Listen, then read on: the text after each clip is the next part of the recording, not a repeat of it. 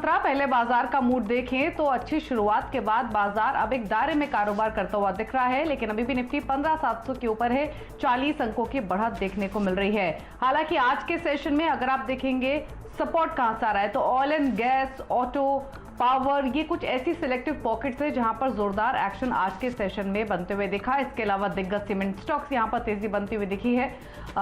Top gaining stocks अगर देखेंगे तो अदानी पोर्ट 6.25% ऊपर है। टाटा मोटर्स में 4.25% की मजबूती है। NTPC, power grid, UltraTech cement में भी 3 से 3.5% की मजबूती हम देख रहे हैं। मुनाफा वसूली कहां हावी है आज के सेशन में? बजाज ट्विंस यानी बजाज फिनसर्व, बजाज फाइनेंस, ये 4 से 4.5% की वीकनेस दिखा रहे हैं आज के सेशन में। एचडीएफसी लिमिटेड 1% नीचे है। सिप्ला, डॉक्टर रेड्डीज भी आधा % वीक हैं। तो आज के सत्र में हमने स्पेशली ऑटो, पावर और सीमेंट यहां पर शानदार मोमेंटम बनते हुए देखा है। लेकिन चलिए अब तक के सेशन के की हाइलाइट्स आपको बता देते हैं, यानी बाजार की बड़ी बातें। बाजार में सीमित दायरे में कारोबार हो रहा है, लेकिन अच्छी बात यह है कि निफ्टी 15,700 के ऊपर अभी भी टिका हुआ है। मिड कैप्स में लगातार 5वें दिन रिकॉर्ड तेजी देखने को मिल रही है। दिन के ऊपरी स्तरों पर इस वक्त मिड कैप इंडेक्स कारोबार कर रहा है 1.25% के गेंस के साथ। ऑटो, तेल, गैस, पावर स्टॉक्स में खरीदारी है। इसके अलावा टाटा, अदानी ग्रुप के स्टॉक्स में मजबूती देखने को मिल रही है। मिड कैप में स्पेशली जो एनबीएफसीज हैं, हाउसिंग फाइनेंस कंपनीज स्पेशली वहां, शुगर शेयर्स और सीमेंट स्टॉक्स यहां पर मोमेंटम काफी स्ट्रांग देखने को मिला है। चलिए प्रकाशगाबा.com के प्रकाश गाबा हमारे साथ मौजूद है, उनके पिक्स ले लेते हैं और रिमेनिंग सेशन के लिए एक निफ्टी पर स्ट्रैटेजी भी। गाबा साहब नमस्कार, स्वागत है आपका। पहले तो निफ्टी पर, बैंक निफ्टी पर एक आउटलुक चाहिए। एक रेंज में ट्रेड होता हुआ दिख रहा है, क्या ये सेकंड हाफ भी ऐसे ही सुस्त रहने वाला है? इंडेक्स वाइज स्टॉक पर ही फोकस करें या कोई और सजेशन है?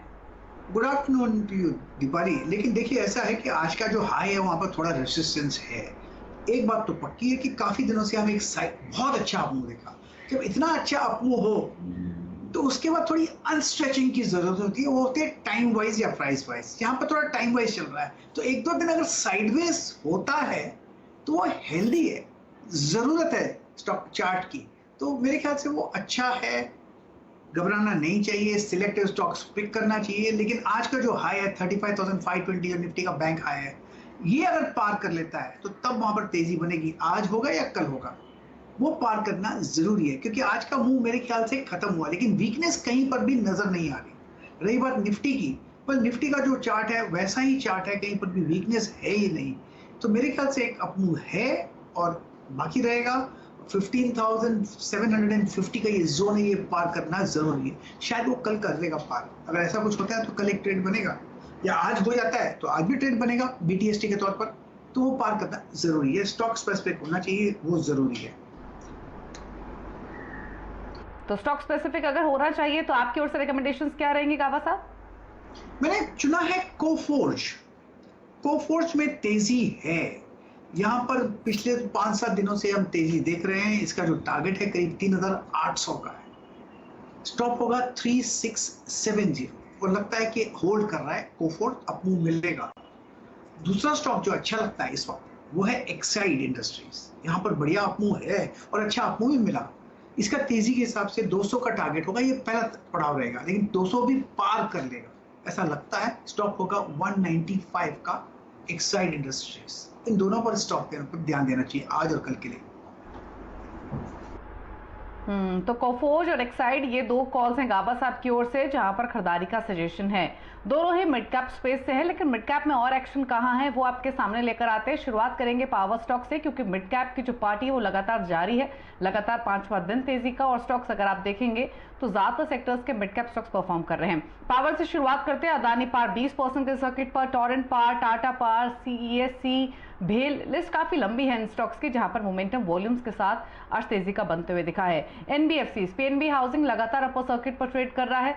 10% से 5% इसका सर्किट लिमिट हुआ है, तो आज 5% का सर्किट लगा हुआ है। इसके अलावा श्रीराम सिटी यूनियन, आवास फाइनेंशियल्स, मैक्स फाइनेंशियल, यहां भी तेजी बनी हुई है आज के सत्र में। शुगर शेयर्स सीधा सौदा की टीम में शामिल भी थे, और देखिए कई स्टॉक्स 20% की तेजी के साथ कर रहे हैं trade. Dalmia sugar, Awadh sugar, केम sugar, Uttam sugar, Triveni engineering, काफी स्ट्रांग मोमेंटम है इन सभी शेयर्स में, और 10% से 20% की तेजी देखने को मिल रही है। छोटे सीमेंट स्टॉक्स देखिए, JK Lakshmi cement, star cement, Gujarat city cement, JK cement यहाँ भी 4% का मूव है आज के सेशन में। हॉस्पिटल और लेबोरेटरी स्टॉक्स देखेंगे तो थायरोकेयर, मेट्रोपोलिस, फोर्टिस, डॉक्टर लाल पैथ लैब्स यहाँ पे मोमेंटम वॉल्यूम्स के साथ तेजी का बना हुआ है। कुछ और गेनर्स आप देखिए, सुमितोमो केमिकल जहां पर पिछले हफ्ते काफी स्ट्रॉन्ग मोमेंटम था, आज भी 3% ऊपर ये। Central bank, IRCTC, Indian overseas bank यहाँ पे वॉल्यूम्स के साथ जोरदार मोमेंटम आज के सेशन में देखने को मिल रहा है। तो ये वो स्टॉक्स है जहां पर तेजी का एक्शन है। लेकिन अब बात करेंगे जो खबर आप अपनी स्क्रीन के निचले हिस्से में देख भी पा रहे हैं, यह वो है एविएशन इंडस्ट्री से जुड़ी हुई। यानी अगर आपकी वैक्सीन की दोनों डोज लगी हैं तो हो सकता है हवाई यात्रा करते वक्त आपको आरटी-पीसीआर टेस्ट में छूट मिल जाए। जी हां, विमानन मंत्रालय इसको लेकर मन बना रहा है। साथ ही एविएशन कंसल्टेंसी फर्म कापा की माने तो जुलाई में एयर पैसेंजर की जो संख्या है वो दोबारा से बढ़ सकती है। रोहन सिंह हमारे साथ मौजूद है और डिटेल्स के साथ। रोहन, बताइए एग्जैक्टली क्या है ये खबर और क्या डिटेल्स है?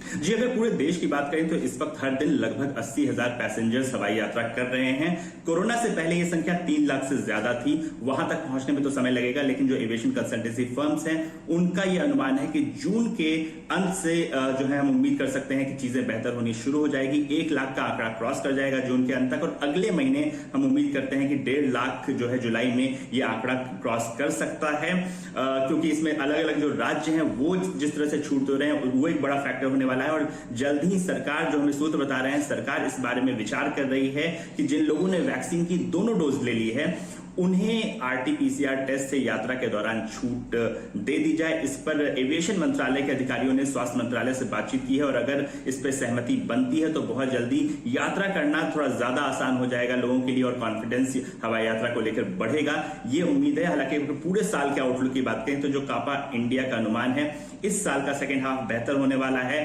कुल मिलाकर FY22 में जो एयर पैसेंजर्स की संख्या रहने वाली है वो 80 से 95 मिलियन के बीच रहने वाली है, और ये पिछले साल के मुकाबले काफी अच्छा होगा, क्योंकि पिछले पूरे साल मिलाकर सिर्फ 52 मिलियन पैसेंजर्स ने डोमेस्टिक यात्रा की थी। और इसके अलावा एक सजेशन भी है कि लगभग जो जितने एयरलाइंस है उनकी हालत बहुत खराब है, तो उन्हें अर्जेंटली लगभग $5 बिलियन की रिकैपिटलाइजेशन की जरूरत है।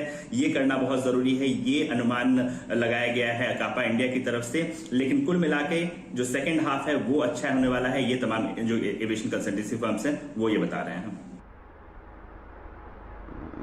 तो वैसे भी इस खबर के साथ साथ जैसे जैसे अनलॉक की प्रक्रिया शुरू हो गई है, एविएशन कंपनीज का जो बिजनेस है वो शायद थोड़ा यहाँ से बेहतर होता हुआ दिखाई दे, ऐसी एक्सपेक्टेशंस है। बहुत संक्षेप में गावा साहब, एक रिएक्शन हम देख रहे हैं स्पाइस जेट में जो अब दिन के ऊपरी स्तरों पर आ चुका है, आपके क्विक कमेंट्स। स्पाइस जेट की बात करें तो मुझे लगता है अपमूव तो मिला है, 3-4 दिन से एक अपमूव दिखाई दे रहा है।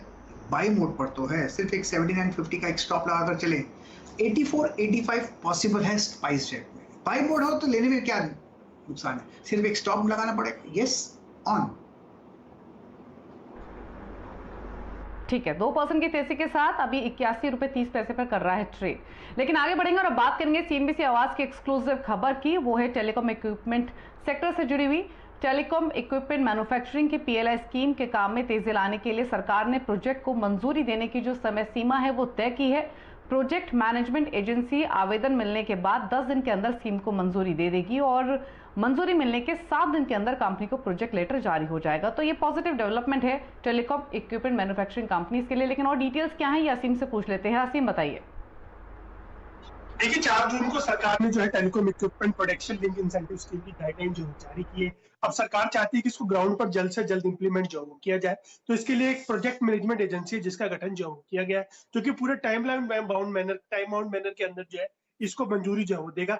अगर कोई कंपनी आज रजिस्ट्रेशन कराती है तो अगले 2 दिन के अंदर उसका रजिस्ट्रेशन जो है अप्रूव जो कर दिया जाएगा, और 15 दिन के अंदर अंदर उसकी एप्लीकेशन की स्क्रूटनी जो है पूरी कर ली जाएगी। एप्लीकेशन अगर सही पाई जाती है तो अगले 10 दिन के अंदर अंदर जो प्रोजेक्ट में जो मैनेजमेंट अथॉरिटी एजेंसी है वो इसको हरी झंडी जो है वो दे देगी, और स्कीम को हरी झंडी एक बार मिल जाती है तो अगले 7 दिन के अंदर कंपनी को लेटर जो है प्रोडक्शन लिंक इंसेंटिव के लिए जारी जो है वो कर दिया जाएगा। तो सरकार ये चाह रही है कि इसको एक टाइम बाउंड मैनर में इम्प्लीमेंट जो किया जाए, खासतौर पर कि स्कीम जो है वो 1 अप्रैल से ही लागू हो गई है और अब इसको ग्राउंड पे इम्प्लीमेंट करने के लिए सरकार की तैयारी जो है वो पूरी है। खासतौर पर कि कई सारी कंपनियां जो डोमेस्टिक मैन्युफैक्चरिंग में लगी हुई हैं, जिसमें कि पहले ऑलरेडी इसमें कह चुकी है हम इसके लिए आवेदन जो करने जा रही है और इंटरेस्ट जो दिखा चुके हैं। इसमें तेजाज है, इसमें ITI है, इसके अंदर श्याम टेलीकॉम है, इसके अंदर ये सारी डिक्सन है, ये सारी कंपनी ऑलरेडी कह चुकी है कि हम इसमें आवेदन जो है वो करेंगे। तो अब सरकार भी इनको 1 महीने के अंदर अंदर सारी एप्लीकेशन को हरी झंडी देने की तैयारी जो है वो कर रही है। ठीक है, तो बेनिफिट होगा ITI लिमिटेड, स्मार्ट लिंक जैसी कंपनीज को। एक संक्षेप में राय ले लेते हैं ITI पर गाबा साहब की, जो इस समय 126 रुपये 45 पैसे पर कर रहा है ट्रेड। गाबा साहब, बेनिफिशियरी रहेगी ये कंपनी भी। प्राइस वाइज आपके कमेंट्स क्या है चार्ट वाइज? बहुत साइडवेज कंसोलिडेशन था, उसके बाद फ्राइडे को एक ब्रेकआउट मिला और आज वो ब्रेकआउट सस्टेन कर रहा है। तो सिर्फ ले सकते हैं, स्टॉप लगाना पड़ेगा 124 का, 124 का बस, और मेरे ख्याल से कंटिन्यू करना चाहिए। जो पहला टारगेट रहेगा 130-32 हो सकता है, फिर एक बार उधर चला जाएगा तो फिर इंप्रूव हो सकता है, लेकिन अपर रीजन में थोड़ी सेलिंग है, वो है करीब 130 के आसपास, 32-33 के आसपास। ओके, तो ये राय है आपकी ITI लिमिटेड पर, जो 126 रुपये 40 पर कर रहा है ट्रेड। चलिए इसी के साथ एक ब्रेक के लिए भी रुक रहे हैं और ब्रेक के बाद आपको दिखाएंगे बाबा रामदेव के साथ हमारी एक्सक्लूसिव बातचीत।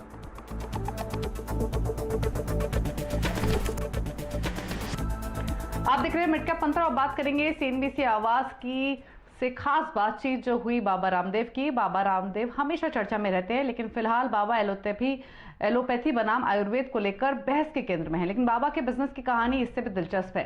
बाबा ने एक दिवालिया कंपनी रुचि सोया को खरीदकर उसकी किस्मत बदल दी। अब रुचि सोया और पतंजलि को लेकर क्या प्लान है, इस पर खास बातचीत हुई बाबा रामदेव से, और ये बातचीत की हमारे मैनेजिंग एडिटर शैलेंद्र भटनागर रहे।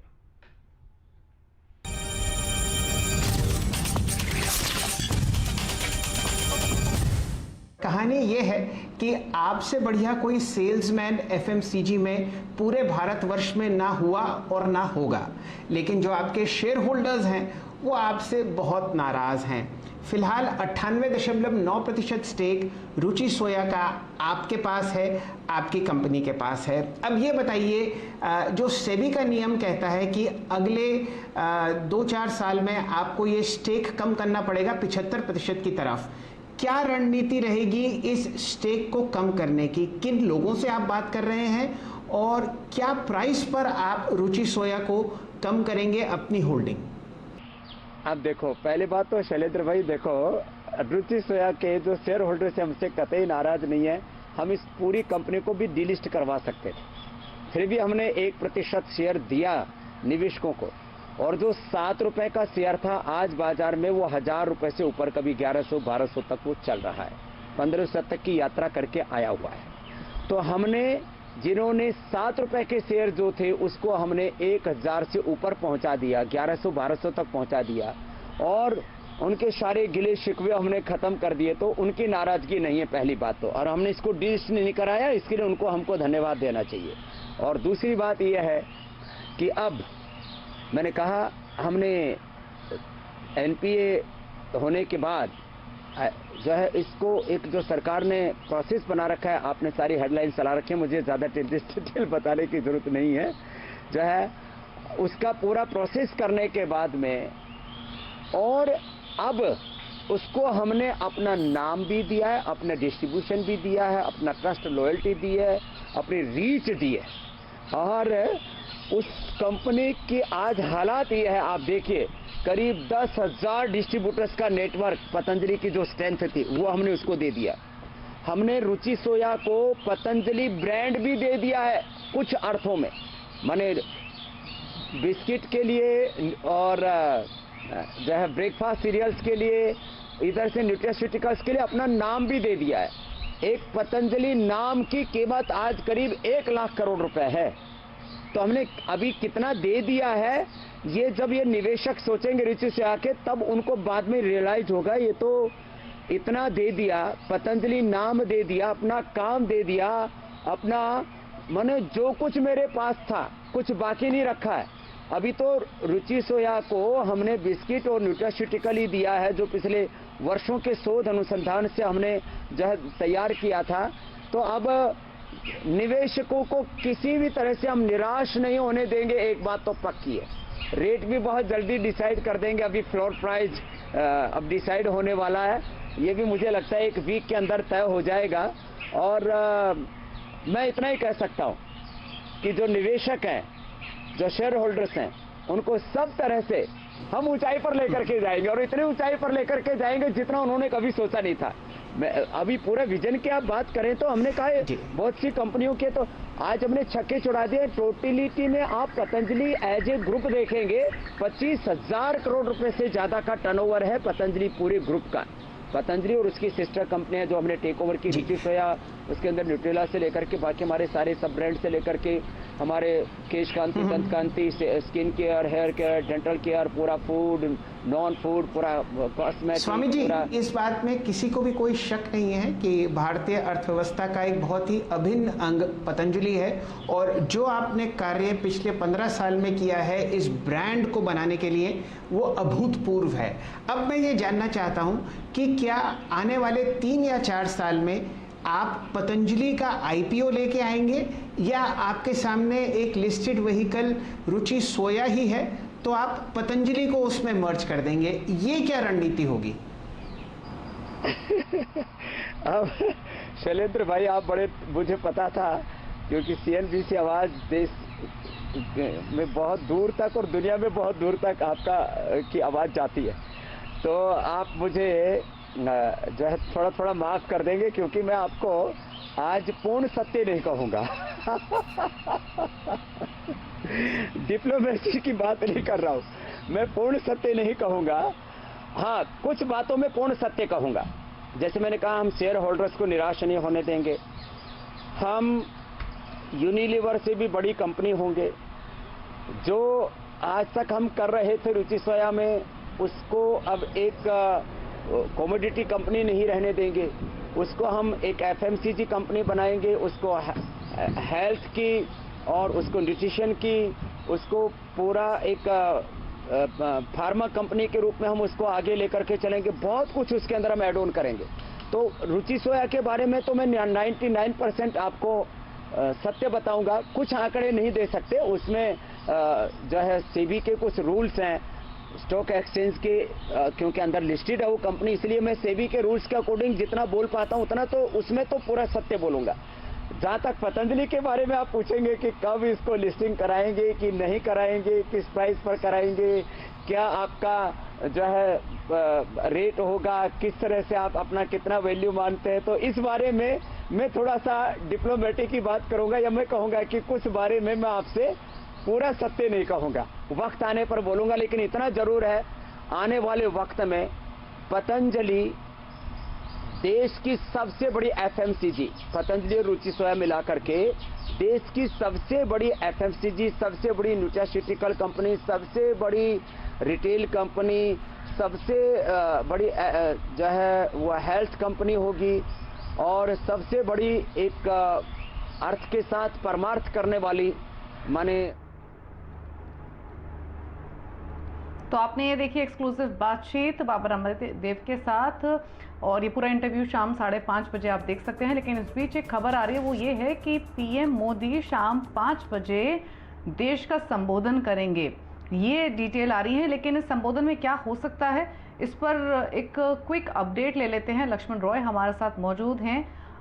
लक्ष्मण, कुछ डिटेल्स मिल पाई हैं क्या जो ये एड्रेस करेंगे पीएम मोदी शाम 5 बजे, वो किसके रिगार्डिंग हो सकता है?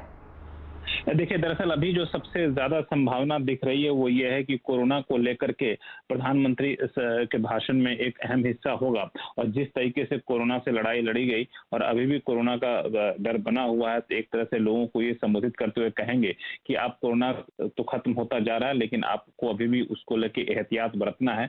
वैक्सीन को लेकर सरकार की काफी ज्यादा आलोचना हुई है, तो मुझे लगता है कि वैक्सीन को लेकर के प्रधानमंत्री के भाषण में एक महत्वपूर्ण हिस्सा हो सकता है। और चूंकि जब ये जानकारी जानकारी प्रधानमंत्री कार्यालय की तरफ से दी गई कि प्रधानमंत्री आज शाम में देश को संबोधित करेंगे, उससे ठीक पहले प्रधानमंत्री ने वैक्सीन को लेकर पूरे देश भर के लोगों से बातचीत की थी, जो हेल्थ वर्कर है इनसे बातचीत की थी, तो वैक्सीन का एक अपडेट दिया है। उसके बाद ये बात आई है कि हम संबोधित करेंगे देश को, तो मुझे लगता है वैक्सीन एक बड़ा हिस्सा होगा। लेकिन सबसे ज्यादा निगाहें टिकी रहेंगी इस बात पर कि कोरोना की दूसरी लहर को लेकर के जिस तरीके से नुकसान हुआ है अर्थव्यवस्था को, रोजगार के मोर्चे पर, क्या वहां पे किसी भी तरह का संकेत आता हुआ दिख रहा है क्या? क्योंकि शायद आपको याद होगा कि पहले टाइम में कोरोना के पहले लहर के दौरान जब प्रधानमंत्री ने भाषण दिया था, जब अनलॉक होना शुरू हुआ था, तो उस वक्त 20 लाख करोड़ रुपए का राहत पैकेज का प्रधानमंत्री ने ऐलान किया था। उसके बाद किस्तों में वित्त मंत्री ने इसका ऐलान किया था। तो मुझे लगता है कि उस तरफ कुछ संकेत आपको भाषण में देखने को मिल सकता है। हालांकि वित्त मंत्री का कहना है कि अभी तक असेसमेंट नहीं हुआ है कितना नुकसान हुआ है, लेकिन सबकी निगाह इस बात पर जरूर रहेंगी कि अर्थव्यवस्था को पटरी पर लाने के लिए, रोजगार को वापस पटरी पर लाने के लिए प्रधानमंत्री के इस भाषण में क्या कुछ खास होता है, आगे का रोड मैप क्या होता है। यानी लक्ष्मण, आप ये कहना चाह रहे हैं कि इस पॉसिबिलिटी को भी इग्नोर नहीं किया जा सकता है कि आज के भाषण में कोविड की तरफ एहतियात, वैक्सीनेशन ड्राइव और साथ ही इकोनॉमी को लेकर भी कुछ कमेंट्स आ सकते हैं। यानी ये एक सबसे इंपॉर्टेंट एस्पेक्ट रह सकता है, हो सकता है इससे जुड़ी हुई भी कुछ कमेंट्स पीएम मोदी की तरफ से आए। बहुत ज्यादा है, क्योंकि ये जो प्रधानमंत्री का संबोधन हो रहा है उससे ठीक पहले आप ध्यान दीजिए तो अलग अलग मंत्री, खासतौर से उद्योग वाणिज्य मंत्री पीयूष गोयल की तरफ से अलग अलग इंडस्ट्री के प्रतिनिधियों के साथ बातचीत हुई। वित्त मंत्री अलग अलग इंडस्ट्री के प्रतिनिधियों से सलाह मशविरा कर रही हैं। पिछले 1 महीने से लगातार, जैसा कि CNBC आवाज रिपोर्ट भी करता रहा है, कि अलग अलग इंडस्ट्री की तरफ से, राज्यों की तरफ से सुझाव मांगे जा रहे थे कि आखिर बताइए कि क्या करना चाहिए, क्या हमें किसी भी तरह के स्टेप लेना चाहिए। तो सबके सुझाव ये थे कि आपको डायरेक्ट फिस्कल मेजर लेना होगा, यानी पिछली बार की तरह आपको बड़े नीतिगत ऐलान नहीं करने होंगे, ऐसे ऐलान करने होंगे जिसका तुरंत लोगों के सीधा पॉकेट पर असर आए, सीधा लोगों की जिंदगी पर असर आए और उनकी जिंदगी वापस पटरी पर आए। तो ये एक कोशिश जरूर होगी प्रधानमंत्री की। पिछले दिनों टुकड़ों में आपने देखा भी कि ग्रामीण क्षेत्रों के लिए आवंटन बढ़ाया गया, प्रधानमंत्री अन्न योजना के तहत ज्यादा अन्न बांटे गए, नरेगा के तहत अब बात चल रही है ज्यादा पैसा दिया है ताकि ग्रामीण क्षेत्र जो इस वक्त सबसे ज्यादा प्रभावित हुए हैं वहां पे लोगों को राहत मिल सके। तो प्रधानमंत्री के इस भाषण में मैं 3 चीज पर खास फोकस देखना चाहूंगा और जिसकी संभावना है। पहली बात कि वैक्सीन को लेकर के क्या आगे का रोड मैप रहने वाला है। दूसरा, पिछले दिनों वैक्सीन को लेकर जो अफरा तफरी मची, सरकार की जो किरकिरी हुई, तो वहां पे एक तरह सफाई नहीं कहें लेकिन ऐसी बातें कहेंगे जो सफाई के तौर पर आप देख सकते हैं। और तीसरी जो महत्वपूर्ण बात की, वापस जिंदगी और अर्थव्यवस्था को पटरी पर लाने के लिए सरकार क्या सोच रही है या क्या कदम उठाने वाली है, इस पर आप देखेंगे कि शायद खास जोर प्रधानमंत्री के भाषण में दिखे। ओके, शुक्रिया लक्ष्मण, ये तमाम डिटेल्स बताने के लिए कि क्या एक्सपेक्ट किया जा सकता है। शाम 5 बजे इस ये संबोधन पीएम मोदी की ओर से होगा जो आप देख सकेंगे। लेकिन फिलहाल ये अपडेट लक्ष्मण के थ्रू आप तक आते हुए, चलिए शो को समेटने का वक्त हुआ है। खिलाड़ी नंबर 1 का अपडेट आपके सामने लेकर आते हैं। नए हफ्ते की शुरुआत है तो 3 नए खिलाड़ियों के बीच मुकाबला हो रहा है और अब तक के रिटर्न्स की स्थिति क्या है। मनीष शर्मा लीड करते हुए learnmarketsonline.com के इनका जो पोर्टफोलियो है फिलहाल 22% का रिटर्न डिलीवर कर रहा है। दूसरे नंबर पर हैं अजीत, जिनका पोर्टफोलियो 0.5% का पॉजिटिव रिटर्न दे रहा है और तीसरे नंबर पर रहेंगे अमित, जो कि नेगेटिव पोर्टफोलियो के साथ, नेगेटिव रिटर्न के साथ इनका पोर्टफोलियो फिलहाल ट्रेड करते हुए -0.75% के रिटर्न इनका पोर्टफोलियो डिलीवर कर रहा है। चलिए इसी के साथ एक ब्रेक का वक्त हो गया है। ब्रेक के उस पर आप देखेंगे न्यू कंपनी, और न्यू कंपनी में आज हम बात करेंगे ITD सीमेंटेशन के CFO प्रसाद पटवर्धन से एक छोटे से ब्रेक के बाद।